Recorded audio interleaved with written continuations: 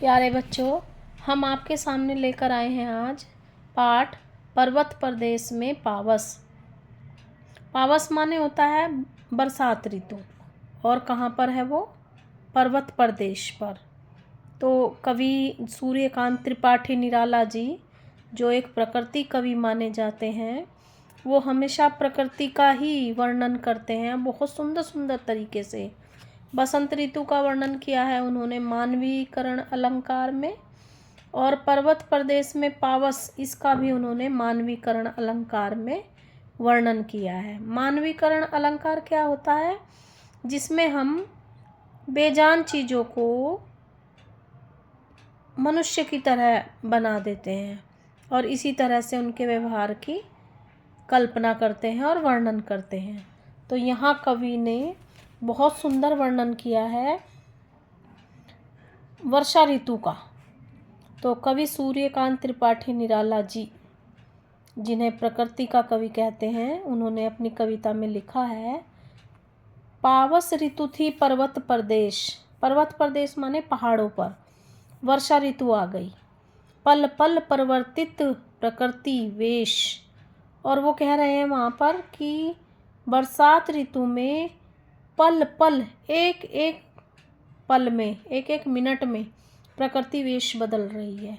अब देखो, प्रकृति होती है पहाड़, पौधे, नदी, तालाब। तो इन्होंने इसका मानवीकरण अलंकार किया है कि प्रकृति एक औरत है और वो बार बार अपना वेश बदल रही है। कब? जब वर्षा ऋतु आती है पर्वत पर। मेखलाकार पर्वत अपार।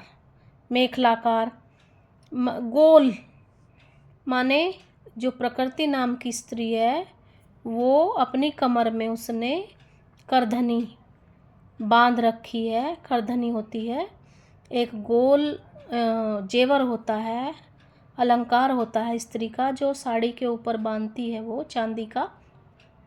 तो इस तरह जैसे एक कोई औरत अपने कमर पर वो तगड़ी बांधती है, तगड़ी कहते हैं गांव में, और करधनी, कर माने कमर, धनी माने बांधी हुई। तो तगड़ी बांध रखी है किसी औरत ने। इस तरह से पर्वत अपार, जिनका कोई अंत नहीं है, ऐसे पर्वत चारों तरफ फैले हुए हैं। जैसे किसी स्त्री ने कमर में साड़ी के ऊपर करधनी बांध रखी है, ऐसे पर्वत गोल गोल फैले हुए हैं, अपार हैं, उनका कोई अंत नहीं है। अपने सहर्ष दृग सुमन फाड़। अब वो कहते हैं कि वो जो पहाड़ है वो भी इंसान है, और उसकी आँखें, उस पर उगे हुए फूल हैं। पहाड़ पर छोटे छोटे पेड़ हैं, पेड़ों पर बहुत सारे फूल हैं। तो कवि की कल्पना है, कवि कहता है कि अपने सहर्ष माने हजारों, दृग आँखें, सुमन फूल रूपी आँखें फाड़ फाड़ कर पर्वत देख रहा है, अवलोक रहा है बार बार। अवलोक माने देखना, बार बार देख रहा है। नीचे जल में निज महाकार। महाकार माने बहुत बड़े आकार का। नीचे, पर्वत के नीचे, पर्वत बहुत बड़ा पर्वत है, उसके नीचे जल, बहुत सारा जल भर गया है। बारिश हो रही है ना, तो पहाड़ के नीचे बहुत सारा जल भर गया है, और उसमें वो अपना महाकार मतलब महाआकार पर्वत जो है, अपने इतने बड़े रूप को देख रहा है। अब हम दोबारा देखते हैं इस पद को। मेखलाकार पर्वत अपार, चारों तरफ गोल गोल बहुत बड़े बड़े पर्वत फैले हुए हैं। अपने सहर्ष दृग सुमन फाड़, और उसके जो हजारों आँखें हैं, आँखें कौन है? फूल, फूल रूपी जो आँखें हैं, उनसे वो बार बार अपने आप को देख रहा है। कहाँ देख रहा है? नीचे जल में निज महाकार। पर्वत जो एक बहुत बड़ा इंसान है, कवि ने उसको बनाया है, वो नीचे जल में अपने रूप को देख रहा है। जिसके चरणों में पलाताल। जिसके चरणों में मतलब पर्वत जो है, पहाड़, उसके नीचे पैर माने गए हैं उसके, कवि ने, और उसमें नीचे बहुत बड़ा तालाब बन गया है। दर्पण सा फैला है विशाल। अब उसने तालाब को किसकी उपमा दी है, तुलना की है किससे, शीशे से। जैसे हम शीशे में मुंह देखते हैं ना, इस तरह से वो तालाब जो है साफ शुद्ध पानी से दर्पण जैसा, शीशे जैसा फैला हुआ है, उसमें पहाड़ अपने आप को देख रहा है। गिरी का गौरव गाकर झरझर।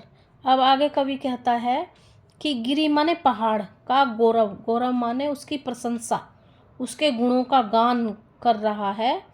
झरझर गिरता हुआ झरना, पहाड़ से जो झरना नीचे गिर रहा है, वो जो आवाज़ करता है ना, कल कल कल कल कल कल की आवाज़, तो कवि को ऐसा लग रहा है जैसे वो पहाड़ की विशालता का गुणगान कर रहा हो।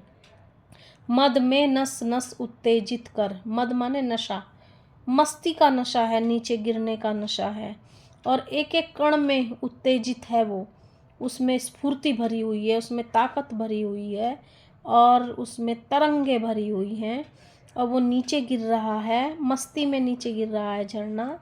वो कैसा लग रहा है, मानो वो पहाड़ का गुणगान करता हुआ नीचे गिर रहा है। मोती की लड़ियों से सुंदर झरते हैं झाग भरे निर्झर। अब कवि कहता है आगे उसको, झरने को, कि मोती की लड़ियों सी गिर रहे हैं झाग। जब ऊपर से झरना नीचे गिर रहा है तो उसकी आवाज़ तो ऐसे लग रही है जैसे वो पहाड़ की विशालता का गुणगान कर रहा है, और जो उसके झाग फैल रहे हैं इधर उधर ऊपर से गिरते हुए, वो ऐसा लग रहा है जैसे मोतियों की लड़ियाँ बिखर रही हूँ। जैसे कोई लड़ी है मोती की और वो टूटकर बिखर रही है, तो कुछ तो नीचे गिर रही है और कुछ इधर उधर मोती बिखर रहे हैं। ऐसा झरना लग रहा है गिरते हुए नीचे, मानो कोई मोतियों की सुंदर सुंदर लड़ियाँ टूटकर बिखर गई हों। गिरिवर के उर से उठ उठ कर, गिरिवर माने पहाड़, उर माने हृदय। अब गिरिवर पहाड़ के हृदय से उठ उठ कर, उच्च आकांक्षाओं से तरुवर, उच्च आकांक्षाओं, जैसे मनुष्य के मन में इच्छाएं होती हैं, मैं इतना बड़ा इंसान बनूंगा, मैं बड़ा होकर फौजी बनूंगा, मैं बड़ा होकर किसान बनूंगा, मैं बड़ा होकर गरीबों की सहायता करूंगा। इस तरह से हमारे मन में इच्छाएं होती हैं। तो जो पहाड़ पर पेड़ खड़े हैं, अब पहाड़ को तो कवि ने इंसान बनाया है, तो उसके मन में इच्छाएं भी हैं, तो उसकी इच्छाएं कौन है, पेड़। तो पेड़ जो पहाड़ पर खड़े हैं वो मानो उसकी इच्छाएं, और वो बहुत ऊंची ऊंची इच्छाएं हैं। और गिरिवर के उर से, पहाड़ के हृदय से उठ रही हैं ऊंची ऊंची आकांक्षाएं, और वो कौन है, पेड़। ऊंचे ऊंचे पेड़ जो खड़े हैं वो पहाड़ की इच्छाएं हैं। है झांक रहे नीरव नभ पर, नीरव माने शांत, नभ माने आकाश। वो ऊंचे उठ उठ कर जा रहे हैं हवा में, और कवि को ऐसा एहसास हो रहा है मानो वो पहाड़ के उस तरफ झांक कर देखना चाहते हैं कि पहाड़ की दूसरी तरफ क्या है, आसमान में क्या है, वो ये झांक कर देखना चाहते हैं। अनिमेष अटल कुछ चिंता पर, अनिमेष वो लगातार, अटल बिना हिले डुले, लगातार वहीं खड़े होकर चिंता में मुक्त हैं कि किस तरह से मुझे पता चले कि उस पहाड़ के पार क्या है। अब आगे क्या होता है, उड़ गया अचानक लो भूधर, भूधर माने पृथ्वी। अब एकदम से बहुत सारे बादल पहाड़ों पे आकर गिर गए, सारी धरती, सारे पहाड़ सब बर्फ ने ढक दिए, और उसने ढक दिए पहाड़, जो बादल नीचे गिरे। तो कहते हैं कि ऐसा लग रहा है बादलों ने सारे वातावरण को ढक लिया, तो ऐसा लग रहा है कि धरती कहीं अचानक उड़ गई। फड़का अपार पारद के पर, एक पारद पक्षी होता है, तो जिस तरह से पक्षी अपने पंख फड़फड़ाकर उड़ जाता है, इस तरह से धरती अचानक से कहीं गायब हो गई, उड़ गई। तो इसीलिए उन्होंने कहा है कि पल पल में प्रकृति यहाँ रूप बदल रही है। अभी अभी तो यहाँ पर पहाड़ था, तालाब था, पहाड़ पर फूल थे, पहाड़ पर बड़े बड़े पेड़ थे, और अभी अचानक कुछ नहीं बचा, चारों तरफ बादल ही बादल दिखाई दे रहे हैं। रवशेष रह गए हैं निर्झर, है टूट पड़ा भू पर अंबर। मानो धरती पर आकाश गिर गया हो और सारी धरती ढक गई हो, और शेष क्या बचा है? सिर्फ झरनों की आवाज़ आ रही है। झरने दिखाई नहीं दे रहे हैं, झरनों की आवाज़ आ रही है, बस ये दिखाई दे रहा है, सुनाई दे रहा है। धस गए धरा में सभ्य साल। अब इतने बड़े बड़े शाल के वृक्ष खड़े थे पहाड़ पर, वो मानो धरती में धस गए, कहीं कहीं नहीं दिखाई दे रहे हैं। उठ रहा धुआं जल गया ताल। अब जो पहाड़ के नीचे तालाब था उसमें जो बादल गिर गए, तो आपने देखा होगा कभी कभी गंगा का पानी या आपके नहर छोटे कुएं का पानी, उसमें से भाप उठती रहती हैं, वेपोरेशन होता रहता है। तो इस तरह से जो तालाब था उसमें से वेपोरेशन हो रहा है, भाप उठ रही है। तो कवि ने उसकी तुलना किससे की है कि तालाब में आग लग गई है और ये धुआं उठ रहा है और वो वाष्पीकरण हो रहा है, वेपोरेशन हो रहा है। यो जलद यान में विचर विचर था इंद्र खेलता इंद्रजाल। अब कवि कहता है कि ये सब कौन है करने वाला? इंद्र जो हैं वो जल के देवता हैं, तो बारिश करवाना ये सब उन्हीं का काम होता है। तो कवि कह रहा है कि ये जो हो रहा है ना प्रकृति में, कभी अचानक से प्रकृति में इतने सुंदर सुंदर फूल खिल जाते हैं, बारिश होती है, अचानक से धरती गायब हो जाती है, सारा पहाड़ बादलों से ढक जाता है। तो ये सब कौन कर रहा है?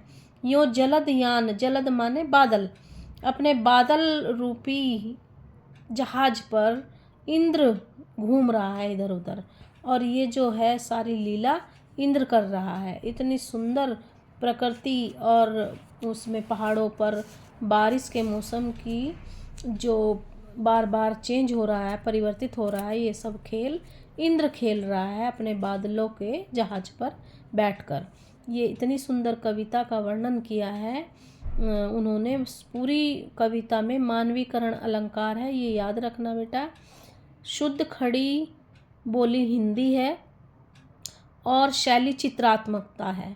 चित्रात्मकता शैली को बहुत चित्र रूपी वर्णन किया है इसमें, और सारी चीज़ों का सजीव वर्णन किया है। ये कविता का काव्य सौंदर्य है। काव्य सौंदर्य जानना बहुत ज़रूरी होता है। उसमें सबसे पहले क्या आता है? भाषा खड़ी बोली हिंदी, शैली चित्रात्मक, मानवीकरण अलंकार, और कई कई जगहों पर बहुत सुंदर सजीव, जैसे प्रकृति निर्जीव है और उसका सजीव चित्रण किया गया है। तो आशा है आपको ये पाठ का जो सरल रूप में अनुवाद है वो पसंद आएगा। धन्यवाद।